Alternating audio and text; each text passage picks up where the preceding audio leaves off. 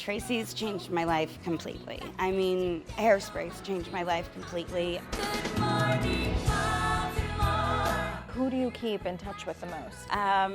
John has been an incredibly stable force in my life. He's a beautiful human. I know people love to laugh at me. Laughing is better than crying, I say. Hi, I'm Nikki Blonsky, and this is my ET Then and Now. We are going to take a trip down memory lane today, which is gonna be nostalgic, but all the feels and so fun. I wanna start by bringing it back to when we first met you. This was in 2006 at Cold Stone Creamery. I think that you should probably, make yourself a big ice cream cone because you're gonna be playing Tracy. So dramatic right from the start. To be able to yell those words, I got the part. Like, I could barely get it out of my chest, but I got it out, and then you just see everybody's reactions. It was the night before my senior prom. Oh my gosh. So it was pretty wild and amazing, and yeah. And then from there, I was off to Hairspray land. I love you, Baltimore. Every day's like an open door. Nikki was a 17-year-old working at an ice cream store in New Jersey when she landed her first ever acting role in the 2007 movie musical. It was a very long audition process. It wasn't just one day, it was 6 months. And it was first, of course, they said don't send in any tapes. I sent it a tape. And because I was just like, I have to find a way. And they were actually instructed to throw all tapes out. And there was one assistant who said, who's Nikki Blonsky? And he just popped it in late at night. And the next morning he said, I think you should watch this. Do you remember how many other people auditioned for this role? When they told me that they saw over 7,000 girls, like, throughout the world, I was like, okay, that's a lot to take in. And so I felt that when I got it, I wanted to not only do justice for Tracy, but for those girls.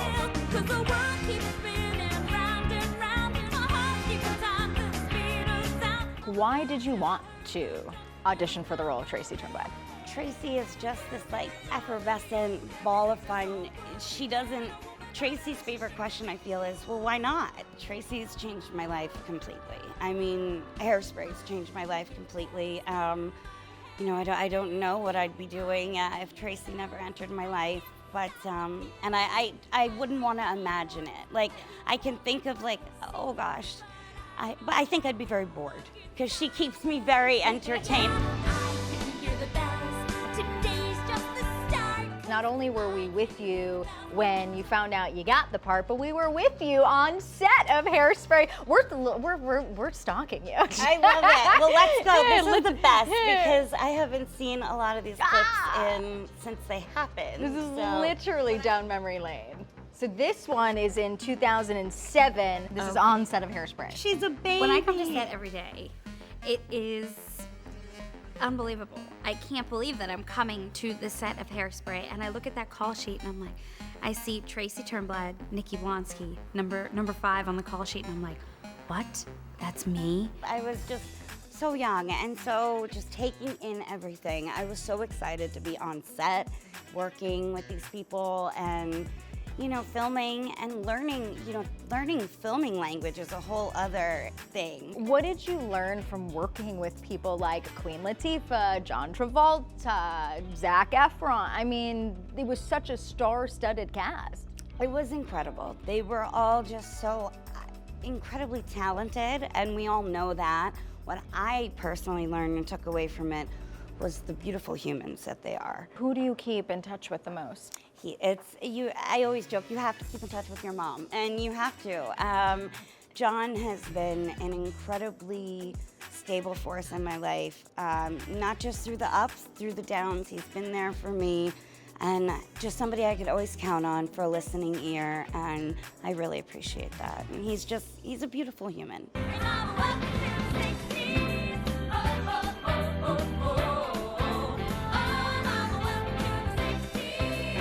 So in 2008, we were of course still on set with you. And this, of course, was your film Queen Sized. With all those people telling me to lose weight and all those people telling me not to lose weight, the only opinion that really matters at the end of the day is my own. I'll tell you, this is the happiest I've ever been, so I don't think I'm gonna change anything. And if I do, that's my choice. It was about a girl who got nominated for Homecoming Queen as a joke. And she decided, well, I'm going to run. And she ran and she won. And I love that. And it's just such a story that gives hope, gives inspiration. The fact that it's a true story, that's what I was like, sign me up. Sign me up, I'm in. Yeah. We did something really different here, something really special. And then in 2010, we were shocking, also with you. And this, of course, was for your own TV series, Huge. For so long with TV and film, you know, with most of the stuff isolated, you know, the plus size kids. So now I think we're finally giving them something that they can relate to, and I think that's amazing. I'm glad somebody finally had the guts to do it. Ooh, I was mouthy in 2010. Somebody had the guts to do it. I'm down with my fat. Me and my fat are like BFF. I will tell you, the most incredible thing for me as a New Yorker was going home to New York to do the press and going into Times Square and seeing myself in a bathing suit, stories high. And we're not talking about Sports Illustrated here. No, we're talking me in a bathing suit. And I was so proud of that because I was like, teenagers, kids, people, anybody with any confidence, that issues or they're feeling certain ways about their body, they can walk by that and go, if she can get into a bathing suit, I can get into a bathing suit. If she can enjoy her summer, I can enjoy mine. In 2011, Nikki got her cosmetology license and began working part-time as a makeup artist.